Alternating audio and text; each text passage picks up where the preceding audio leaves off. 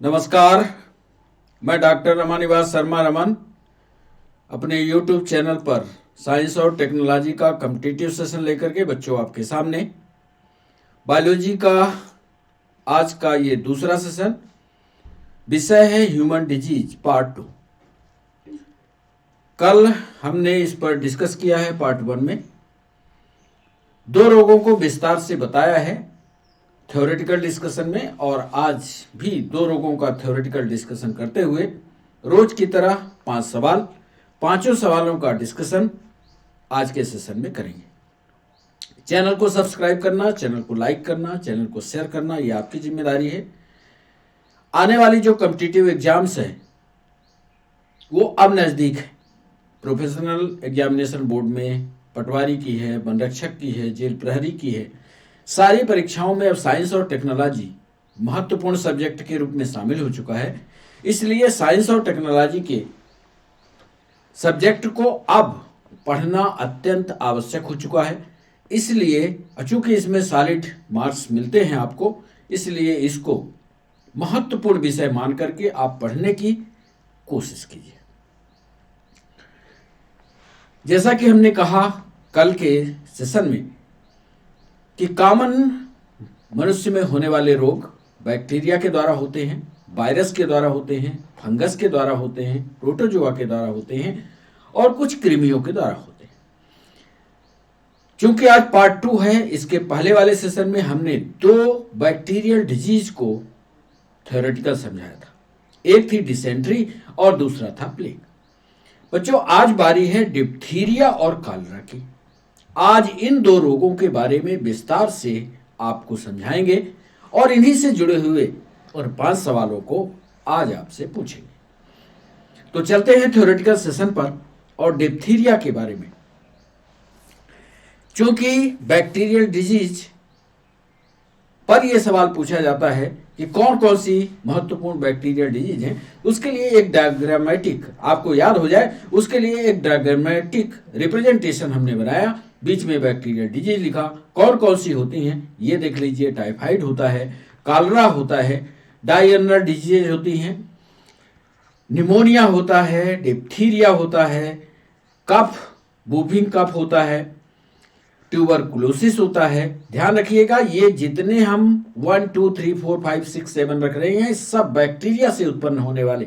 Anthrax एक बीमारी है, इसके बारे में भी विस्तार से हम आपको समझाएंगे। टिटनस, प्लेग और कोढ़ यानी लेप्रोसी, ये सभी रोग बैक्टीरिया से उत्पन्न होते हैं। इसलिए इसको ड्रामेटिक रिप्रेजेंटेशन को आप रफ पर या अपने कॉपी पर बेहतरीन नोट्स बना करके और याद करने की कोशिश कीजिए। बैक्टीरिया से उत्पन्न होने वाले रोग एक बार फिर हम पढ़ देते हैं। Typhoid, cholera, diarrhoeal disease, pneumonia, diphtheria, whooping cough, tuberculosis, anthrax, tetanus, plague और लेप्रोसी।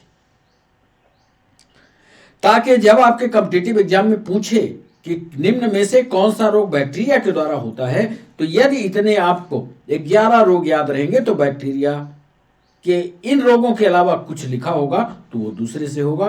तो इसका ध्यान रखिए। याद करने का ये तरीका हमने आपको दिया। सीधे हम कॉलरा की बात करते हैं। कॉलरा रोग कैसे होता है सबसे पहले, या कैसे आप इसको पहचानते हैं? एक तो महत्वपूर्ण बात कॉलरा में याद रखिएगा कि एड्स को फैलाने वाला जो बैक्टीरिया है वो विब्रियो कॉलरी है। नाम याद रखिएगा, विब्रियो कॉलरी।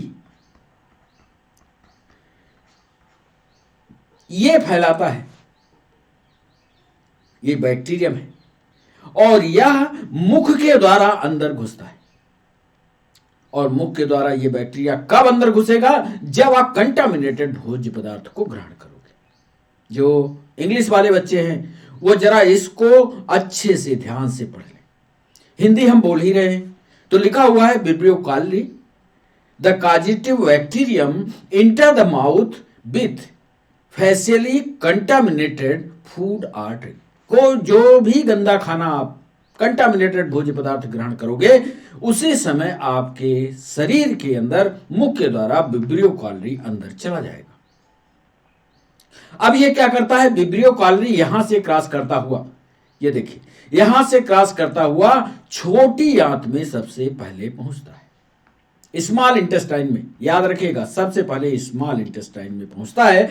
और स्मॉल इंटेस्टाइन की जो बाहरी लेयर होती है, इपिथेलियल सेल, ऐसे सेल्स बनी होती हैं सभी की, ऐसे ऐसे, तो इपिथेलियल सेल्स पर यह आक्रमण करता है और इन कोशिकाओं के अंदर जो भी सिक्रीशंस हैं, जो भी जैसे पानी है, सोडियम, पोटेशियम, कैल्शियम, मैग्नीशियम के लवण हैं, इनको घटा देता है। विब्रियो कैलोरी का काम ध्यान से सुनिएगा, माउथ से अंदर गया, कंटामिनेटेड भोजन आपने ग्रहण किया, माउथ से अंदर गया और अंदर जाने के बाद छोटी आंत में पहुंचता है, उसके बाहरी कोशिका पर आक्रमण करता है। आक्रमण करने के बाद कोशिका के अंदर उपस्थित इलेक्ट्रोलाइट यानी सोडियम, पोटेशियम, मैग्नीशियम, कैल्शियम के साल्ट के और पानी की मात्रा को घटा देता है। The epithelial cells pump water and electrolyte from the blood into the intestinal lumen, causing water diarrhea.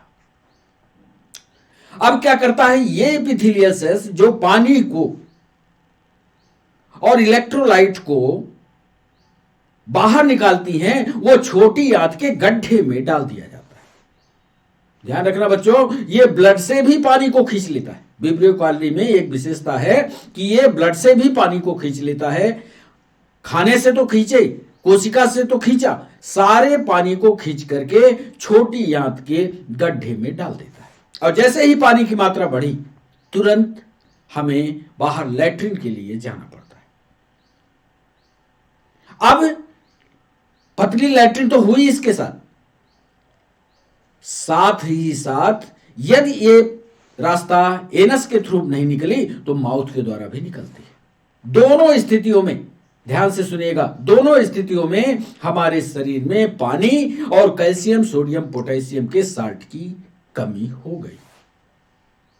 और यदि यही मात्रा बहुत ज्यादा कम हो गई तो शॉक्स एंड डेथ आकर आप फ्लूइड लॉस, हमारे शरीर में तरल पदार्थ की मात्रा घटी, सर्कुलेटरी सिस्टम हमारा गाढ़ा हुआ, और ऐसे समय मृत्यु की संभावना हो जाती है। यही बैक्टीरिया यानी विब्रियो कैलोरी, यही बैक्टीरिया स्टूल के द्वारा जो हम एक्सक्रीटरी मटेरियल को बाहर निकालते हैं, उसी के द्वारा बाहर भी निकल जाता है। तो ये इसकी पूरी फंक्शनिंग होती है। कैसे ये इंटर करता है तो ये देखते जाइए, माउथ से ये सीधा गतिमान हो जाता है, बीच में कहीं कोई रिएक्शन नहीं करता। कहां पहुंचा है, छोटी आंत में पहुंचा। अब छोटी आंत में पहुंचने के बाद ये तीसरे पॉइंट में यहां पहुंचता है, देख रहे हैं। पहले छोटी आंत की कोशिकाओं का पानी निकाल करके और खड़ा कर देता है, कहां, उसके गड्ढे में, छोटी आंत के गड्ढे में, जो एक्सक्रीटरी मटेरियल के द्वारा बाहर जाती। फिर चौथे पॉइंट में ये देखिए निकाल दिया। और पांचवें पॉइंट में क्या किया, यदि मान लीजिए इसका रास्ता ऊपर की तरफ बना, मान लीजिए ये लैट्रिन के थ्रू नहीं निकल पाया, ऊपर के रास्ते में जाता है स्टमक वाले हिस्से में, स्टमक वाले पार्ट में, वहां के ब्लड की सेल से भी पानी खींच लेता है, सर्कुलेटरी सिस्टम से पानी खींच लेता है और अल्टीमेटली खून गाढ़ा कर देता है। हमारे कार्डियक अरेस्ट की संभावना हो जाती है, मृत्यु तक हो जाती है। कुल मिलाकर के ये कर रहा है। सिम्टम्स क्या होते हैं, abrupt onset, massive diarrhoea, generally followed by vomiting without nasal muscles cramp and when severe dehydration and सा। जब भी हमें डायरिया या कॉलरा होगा, उस समय भयानक उल्टी होती है। 12 से 48 घंटे तक विब्रियो कैलोरी जो है हमारे शरीर में तहलका मचाता है। 12 से 48 घंटे के बीच में ये सारी क्रियाएं कर लेता है विब्रियो कैलोरी। ये सब germ negative bacterium with A polar flagellum, इसकी संरचना के बारे में यहां बताया गया है। नीट में इसकी संरचना पर सवाल होता है। हार्ट लेवियल exotoxin causes excessive secretion of water and electrolyte by the intestinal epithelium. जब हमारे शरीर में पानी की मात्रा घटी तो हमारे शरीर का तापमान भी बढ़ जाता है। इसका इंटर रिलेशन है, इनका आंतरिक संबंध है। जब हमारे शरीर से पानी की मात्रा घटती है तो हमारे शरीर का ताप बढ़ता है। एपिडेमियोलॉजी, इंडाइजेशन हो जाएगा। Ingestion of Facially contaminated food or water, sometimes natural resources associated with zooplanktons and marine outscenes, few atmospheric। कुछ बाहर के वातावरण के कारक भी विब्रियो कॉलोनी को हमारे शरीर के अंदर पहुंचाते हैं। वैसे मुख्य कारण जनरली ये देखा गया है कि यदि हम कंटामिनेटेड भोज्य पदार्थ ग्रहण करते हैं तभी ये होता है। इसका ट्रीटमेंट ये है कि जब भी हम खाना खाएं वो बिल्कुल साफ सुथरा, गर्म हो, हाथ से धोता हुआ, वैक्सीनेशन और ट्रीटमेंट बराबर चले। और मान लीजिए विब्रियो कॉलोनी हमारे शरीर में घुस गया, हमें उल्टी हो रही है, लैट्रिन हमें बार बार जाना पड़ रहा है, तो हमारे अंदर जो इलेक्ट्रोलाइट या पानी की कमी हो रही है उसको हम पानी से घोलकर ग्रहण करते हैं। इस तरह से हमें कॉलरा से बचाव मिल सकता है। तो इस पन्ने को महत्वपूर्ण मानते हुए जितनी बात थी कॉलरा से सब कुछ जोड़ करके हमने बता दिया है। इसको आप पढ़िए। ये इधर हमने लिखा है टाइफाइड के बारे में। टाइफाइड जो होता है कैसे हमारे शरीर में आक्रमण करता है, क्या इसके सिम्टम्स होते हैं, क्या इसका ट्रीटमेंट होता है। उधर तो कॉलरा था, टाइफाइड के बारे में समझ लीजिए कि टाइफाइड क्या होता है। टाइफाइड 5 से 21 दिन इसका इंक्यूबेशन पीरियड होता है। यह भी ऑब्जेक्टिव में पूछा गया, याद करिएगा, 5 से 21 दिन, इसी बीच में यह प्रकट करता है। Typical science including diffuse abdominal pain, headache, prolonged fever, anoxia, nausea, loss of appetite, the constipation and sometime diarrhoea progressively happen. विशेषता बता दें, टाइफाइड यदि हो गया तो आप ये समझिए कि आपके पेट वाले हिस्से, पेट में एब्डोमेन के ठीक नीचे पेट वाले हिस्से में दर्द होगा, बुखार, लंबे समय तक आपकी बुखारियत चलती रहे, लंबे समय तक सिरदर्द चलता रहे, नाक बहती रहे, भोजन ना पचता हो, कॉन्स्टिपेशन रहता हो, तो आप समझ लीजिए सिम्टम्स टाइफाइड के।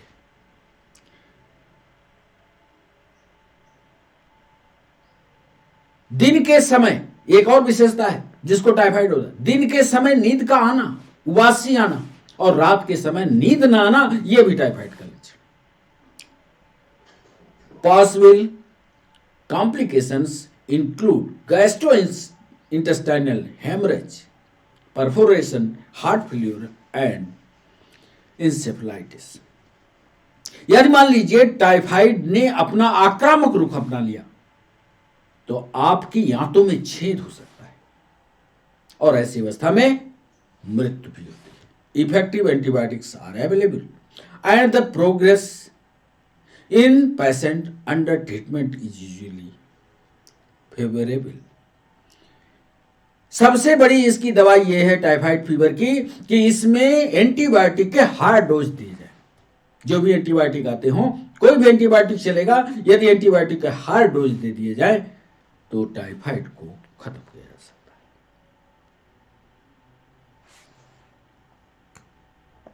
इसको फैलाने वाला कौन? तो यहां पर आप देख रहे हो साल्मोनेला टाइफी। साल्मोनेला टाइफी इस रोग को फैलाता है। सामान्य वे में यदि आपको टाइफाइड पता करना है, यदि आप डॉक्टर के पास जाते हैं बुखार के समय, तो वो कहता है डॉक्टर आप मुंह फाड़िए, मुंह खोलिए, मुंह खोल करके जीभ बाहर निकलवाता है और एक जीभ में सफेद सफेद ये संरचनाएं दिख रही हैं, वो बताता है दैट इज टाइफाइड। मेन आक्रमण जो होता है कि टाइफाइड के समय लीवर आपका बड़ा हो जाता है।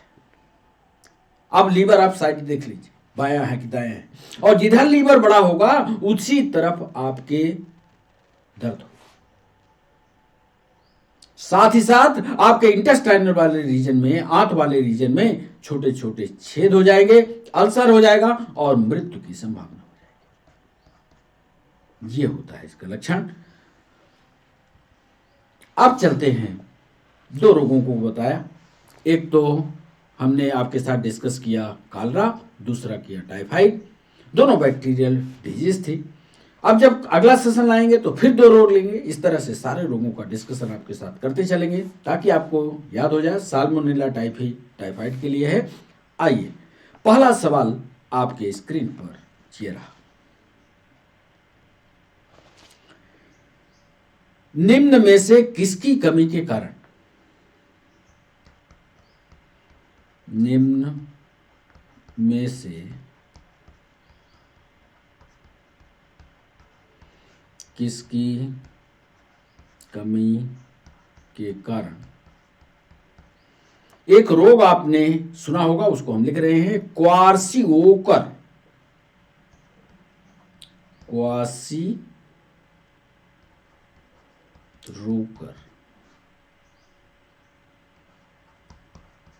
अंग्रेजी में लिखे देते हैं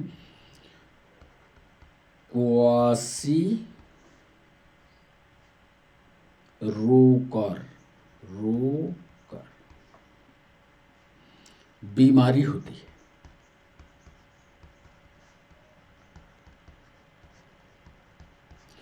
ए ऑप्शन है इसका विटामिन, बी ऑप्शन है इसका हार्मोन, सी ऑप्शन है इसका ब्लड और डी ऑप्शन है इसका अनिवार्य एमिनो एसिड। किसकी कमी के कारण क्वार्सिओकर नामक बीमारी होती है? विटामिन, हार्मोन, ब्लड या अनिवार्य एमिनो एसिड के द्वारा। सही जवाब कमेंट सेक्शन में कीजिए, नहीं तो डिस्कशन के पेज में हम सारे रोगों के बारे में, सारे, चाहे विटामिन हो, चाहे हार्मोन हो, चाहे ब्लड हो, चाहे इंपॉर्टेंट या एसेंशियल एमिनो एसिड हो, सबका डिस्कशन करेंगे। दूसरा सवाल, सल्फा औषधियां, सल्फा औषधियां निम्न में से किसके, निम्न में से किसके व्युत्पन्न है, किसके डेरिवेटिव हैं? सल्फा मेडिसिन्स किसकी डेरिवेटिव्स हैं, किसके व्युत्पन्न हैं, यह आपको बताना है। ए ऑप्शन दे रहे हैं कैटेकॉल, कैटेकॉल के डेरिवेटिव हैं। बी ऑप्शन दे रहे हैं ल्यूमिनल,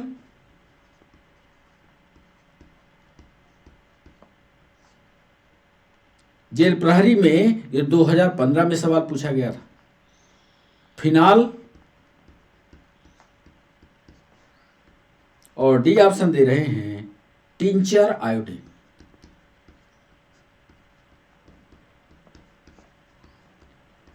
सही जवाब कमेंट सेक्शन में कीजिए, नहीं तो हम चारों बिंदुओं का डिस्कशन इस पेज में शामिल करेंगे।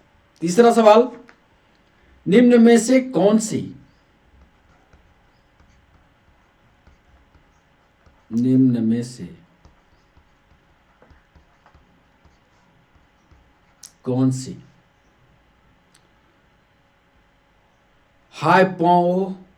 हाइप्नोटिक फ्लूइड है?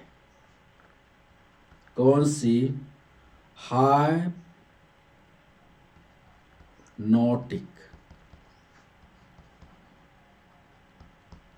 फ्लूइड, या इसी को हिंदी में क्या कहेंगे, सम्मोहक द्रव, सम्मोहक द्रव।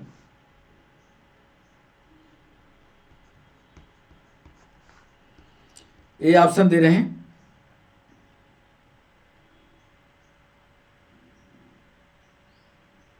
निम्न में से कौन से हाइपोटोनिक बच्चों एक इधर ऑप्शन चेंज करेंगे, इसमें जो दूसरे का ऑप्शन था catechol, luminal, phenol, tincture, iodine औषधियां निम्न में से किसके व्युत्पन्न हैं, ये ऑप्शन उधर जाने चाहिए थे, ABCD वाले ये ऑप्शन 3 नंबर में जाने चाहिए। इसका सही ऑप्शन लिखिएगा बेंजीन सल्फोनिक एसिड, वही हम सोच रहे थे, बेंजीन सल्फोनिक अम्ल, ये ए है। बी में सल्फेनिलिक अम्ल, सल्फेनिलिक अम्ल। सी ऑप्शन दे रहे हैं सल्फेनिलमाइड, सल्फेनिलमाइड।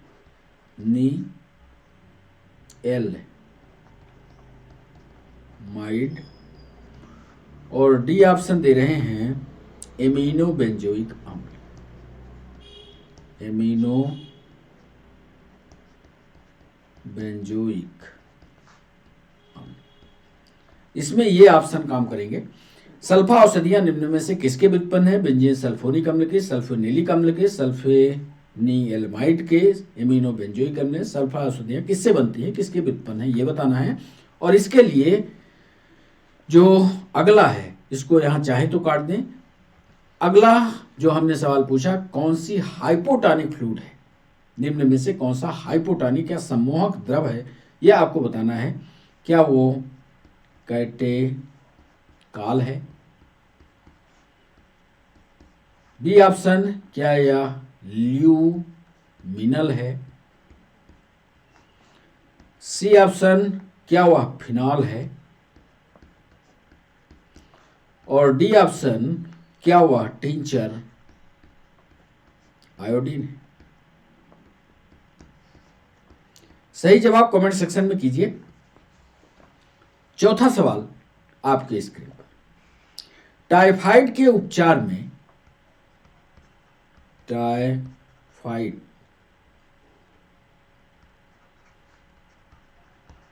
के उपचार में प्रयुक्त दवा है।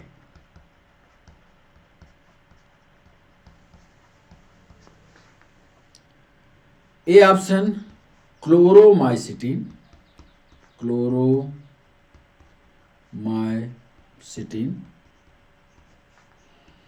बी ऑप्शन है नोवलजीन, नोवलजीन।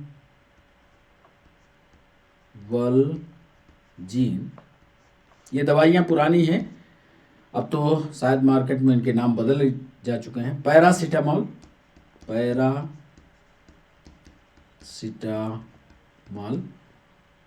जेल प्रहरी में भी पूछा गया है, पुलिस कांस्टेबल की परीक्षा में पूछा गया है। जेल प्रहरी में 2015 में सवाल और पुलिस कांस्टेबल की परीक्षा में 2017 में पूछा गया, पैरासीटामोल। और डी ऑप्शन कुनैन। टाइफाइड के उपचार में प्रयुक्त दवाई कौन सी है, यह आपको बताना है। सही जवाब कमेंट सेक्शन में कीजिए। और 5वां सवाल है आज का, कुष्ठ रोग का कारण होता है, लेप्रोसी का कुष्ठ रोग का कारण होता है।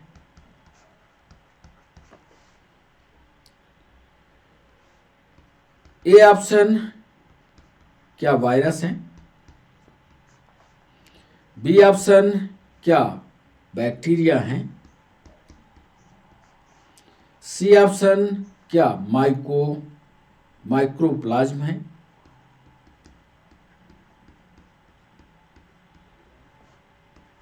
और डी ऑप्शन क्या प्रोटोजोआ है।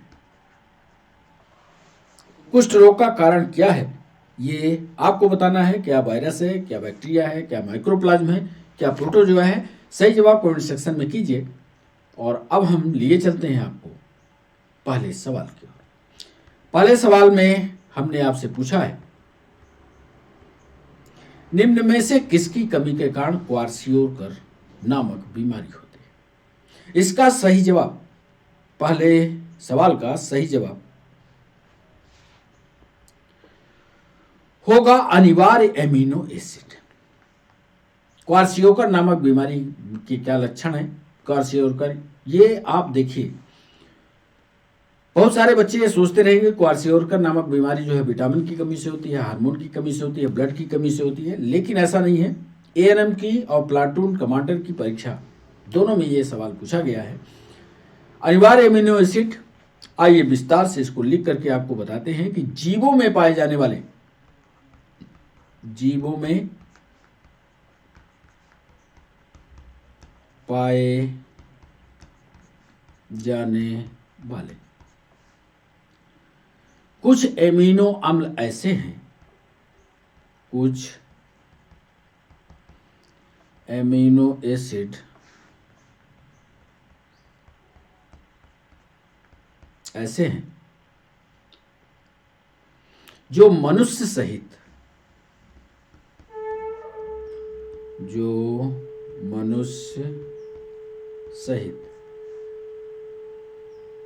कई स्तनियों की, कई मैमल्स की सेल्स द्वारा निर्मित नहीं किए जा सकते, नहीं किए जा सकते। बड़ा इंपॉर्टेंट पॉइंट है। जीवों में पाए जाने वाले कुछ एमिनो एसिड, आपको याद होगा एमिनो एसिड 20 एमिनो एसिड से हमारा शरीर बनता है। इसमें से कुछ एमिनो एसिड ऐसे हैं, चाहे मैमल हो कोई भी और चाहे ह्यूमन हो, मैमल्स की ये कोशिकाएं नहीं निर्मित कर सकती, और जो निर्मित नहीं करती वही एमिनो एसिड जो है आवश्यक एमिनो एसिड कहलाते हैं।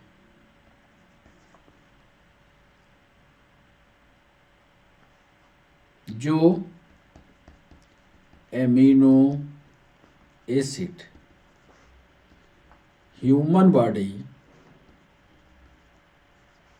नहीं बना पाती, उसी को अति आवश्यक एमिनो अम्ल, अति आवश्यक एमिनो अम्ल, या इसी को अंग्रेजी में कहें इसेंशियल एमिनो एसिड, इसेंशियल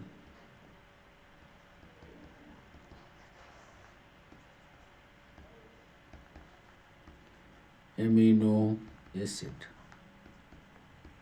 कहा जाता है। याद रख लीजिए, एमिनो एसिड कुछ ऐसे हैं जो शरीर बनाता है, कुछ ऐसे हैं जिसको शरीर नहीं बनाता फिर भी वो शरीर के लिए आवश्यक है, और जो शरीर नहीं बनाता वही कहलाते हैं इसेंशियल एमिनो एसिड। यदि इसेंशियल एमिनो एसिड की कमी हो जाए, ध्यान से तीसरा पॉइंट पढ़िएगा, यदि इसेंशियल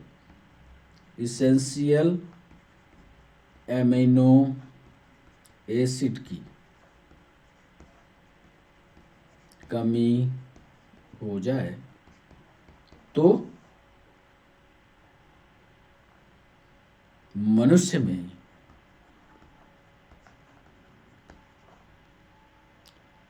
क्वारसियोकर नामक बीमारी, क्वारसियोकर नामक बीमारी हो जाती है। बड़ा इंपॉर्टेंट सवाल है। थोड़ा सा नीट में जब सवाल ये पूछा गया तो उसमें लिखा था उत्तर में अमीनो अम्ल, अति आवश्यक एमिनो। अब चूंकि बच्चा पढ़ के गया था एमिनो अम्ल की कमी से क्वारसियोकर रोग होता है, उस समय जब उसको उत्तर मिला तो वो उत्तर ये नहीं दे पाया कि एमिनो अम्ल की अति आवश्यक एमिनो। तो ध्यान रखना, जिनको शरीर नहीं बना पाता वो अति आवश्यक कहलाते हैं, और वही अति आवश्यक की जब घटती होती है या कमी हो जाती है तब क्वारसियोकर। आइए दूसरे सवाल, सल्फा औषधियां किसकी व्युत्पन्न है? सल्फा औषधियों में क्या मुख्य रूप से पाया जाता है? इसका यदि सही जवाब आप तलाशोगे तो सल्फेनियमाइड। मान लें सल्फर और एमाइड। एमाइड सल्फर का मतलब सल्फर से है, एमाइड का मतलब नाइट्रोजन से है। आइए इसका डिस्कशन आपको समझा दें। सल्फा औषधियों के में सल्फा औषधियों में मुख्य रूप से सल्फर व नाइट्रोजन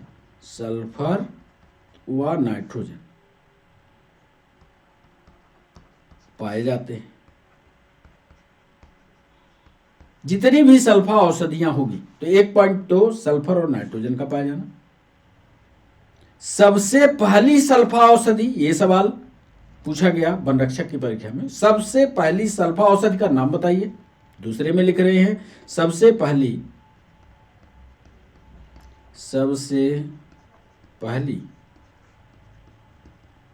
सल्फा औषधि सल्फानिलमाइड है। सल्फानिलमाइड है, इसको पढ़ लेना। कब बनाई गई? यदि सन पूछता है, यह 1908 में बनाई गई थी।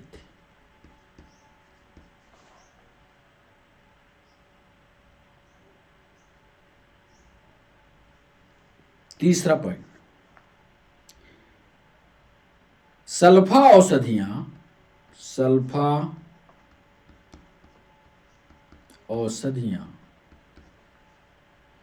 कुछ जीवाणुओं के, कुछ बैक्टीरिया के प्रति अत्यंत प्रभावी होती है। अत्यंत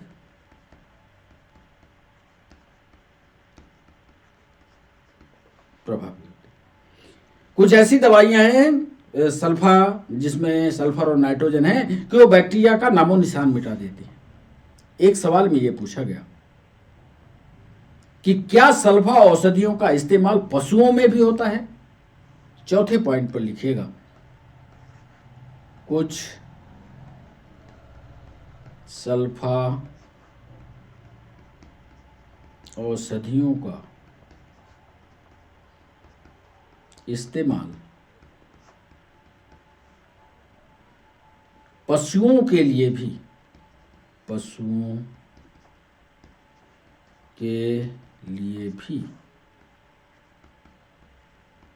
किया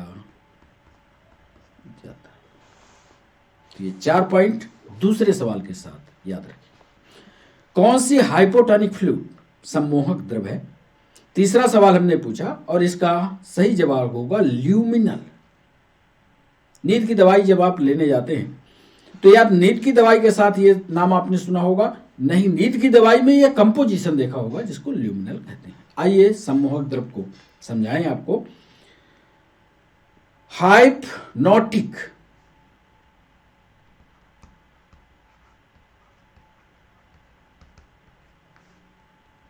द्रव को निद्राजनक भी कहा जाता है। निद्राजनक भी।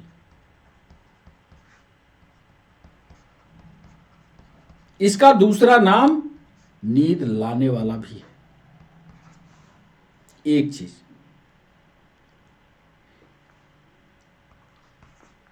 इसका प्रारंभिक कार्य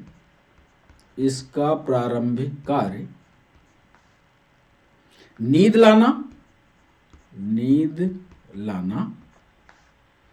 या निद्रावस्था की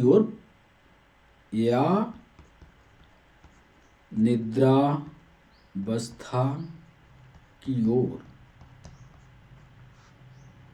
प्रेरित करना है।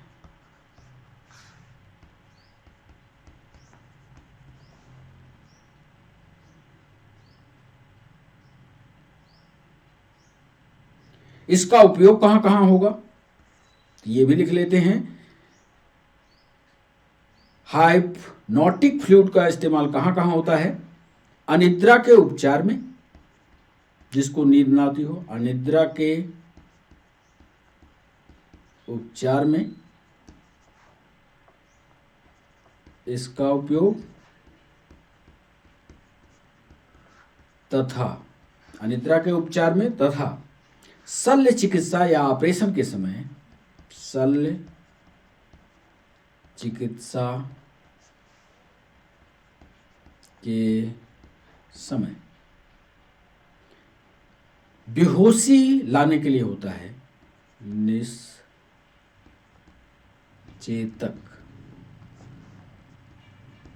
के रूप में किया जाता है।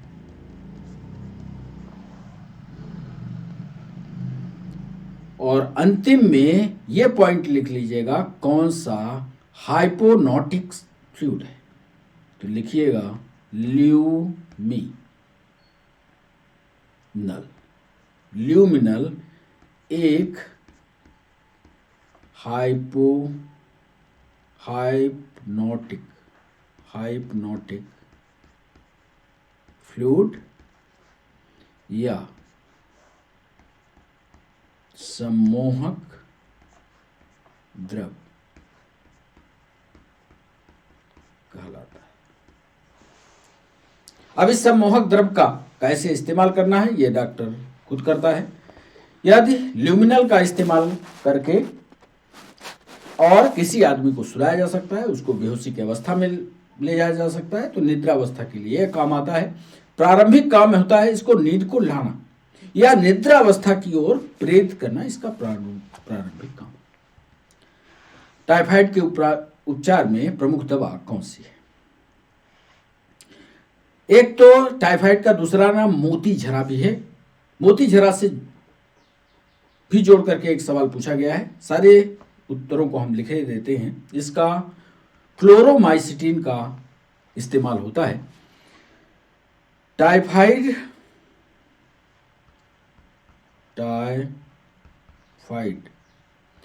या मोती झरा गर्मी में फैलने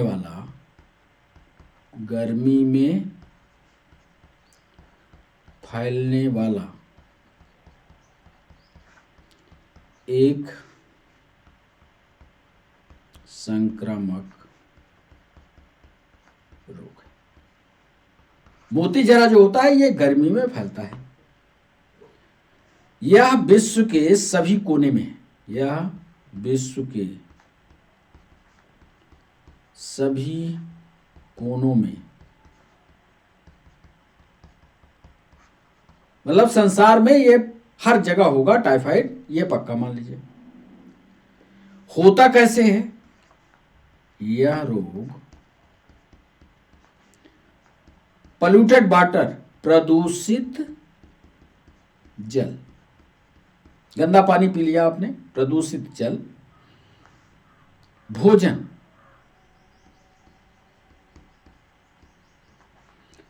तथा मान लीजिए ऐसा रोगी है, रोगी के मलमूत्र, यह रोग प्रदूषित जल, भोजन तथा रोगी के मलमूत्र से फैलता है। गंदा खाना खाएंगे, गंदा पानी पिएंगे अथवा रोगी के आसपास रहेंगे, मलमूत्र का इन्फेक्शन भी होता है, तो आप टाइफाइड के जद में रहेंगे। ध्यान रखिएगा। तीसरा महत्वपूर्ण पॉइंट, इसमें रोगी का उपचार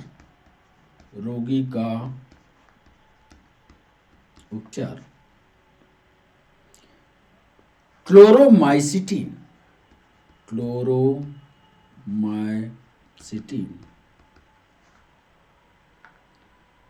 जैसे एंटीबायोटिक का इस्तेमाल करके किया जाता है। मतलब क्लोरोमाइसिटिन एक एंटीबायोटिक है और यही क्लोरोमाइसिटिन टाइफाइड के रोगाणुओं को, टाइफाइड के जीवकों को मारता है।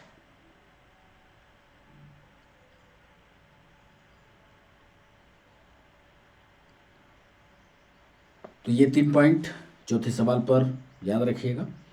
5वां सवाल है कुष्ठ रोग का कारण क्या है।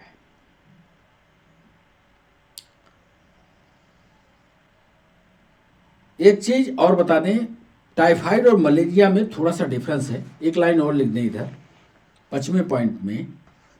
टाइफाइड का इलाज तो क्लोरोमाइसिटिन जैसे एंटीबायोटिक का इस्तेमाल करके किया जाता है, जबकि मलेरिया के उपचार, मलेरिया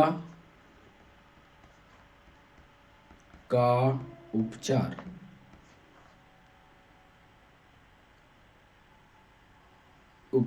में प्रयुक्त दवा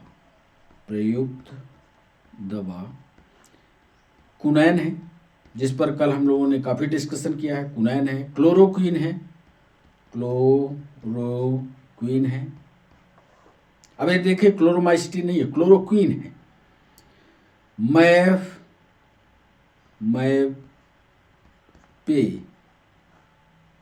क्रीन है और बहुत सारी दवाइयां अब आजकल होती हैं। ये एंटीबायोटिक की तरह इस्तेमाल करता है, लेकिन एंटीबायोटिक टाइफाइड में क्लोरोमाइसिटिन का ही इस्तेमाल किया जाता है, जबकि मलेरिया के उपचार में कुनैन, क्लोरोक्वीन और पैक्रीन का इस्तेमाल होता है। कुष्ठ रोग का कारण क्या होता है, यह सवाल हमने पूछा और इसका सही जवाब था कुष्ठ रोग। लेप्रोसी उधर लिखा हुआ है, यानी वो बैक्टीरिया के द्वारा होता है। इसके बारे में थोड़ा सा विस्तार से बताएं आपको।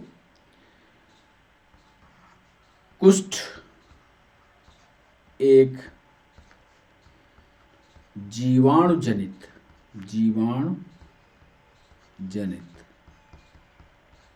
रोग है, यानी बैक्टीरियल फॉर्म है, बैक्टीरिया से ही होगा। दूसरी बात, यह माइक्रो बैक्टीरियम लेप्री द्वारा फैलता है। ये सब पॉइंट जो है ऑब्जेक्टिव में आपकी मदद करेंगे। तीसरा,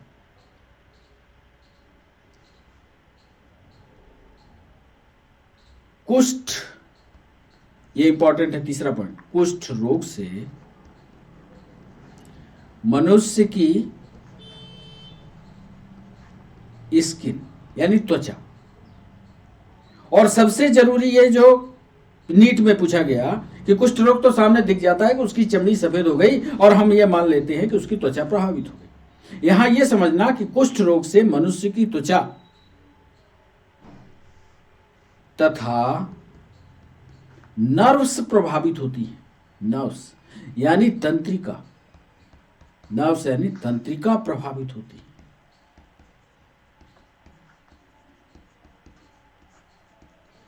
यानी यदि सिंपल वे में देखा जाए तो सिर्फ स्किन नहीं प्रभावित हो रही है, उसके ब्रेन का हिस्सा भी, नर्वस सिस्टम भी प्रभावित होता है यदि कुष्ठ रोग होता है।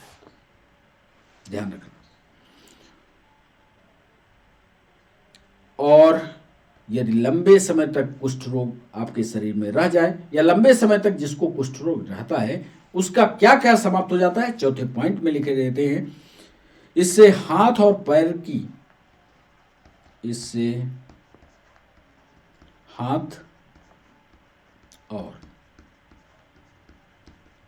की उंगलियों के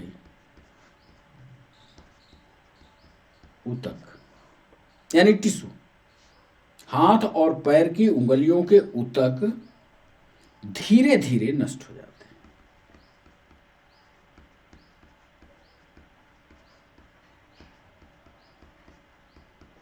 तो 4 पॉइंट इस पर पढ़िएगा। जीवाणु जनित रोग है, माइक्रोबैक्टीरियम लेप्री के द्वारा फैलता है, कुष्ठ रोग से मनुष्य के स्किन और नर्वस सिस्टम प्रभावित होता है, और इससे हाथ और पैर की उंगलियों के ऊतक धीरे धीरे नष्ट हो जाते हैं।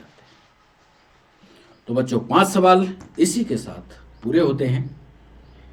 कैसा लगा सेशन? क्या आपने सीखा? कितने सवालों को आपने सही किया, पूरा लेखा जोखा बताइएगा। आप हमारे साथ जुड़े, इसके लिए आप सभी का बहुत बहुत शुक्रिया। कल फिर मिलते हैं इसके तीसरे पार्ट के साथ। तब तक के लिए बच्चों बाय बाय, नमस्कार।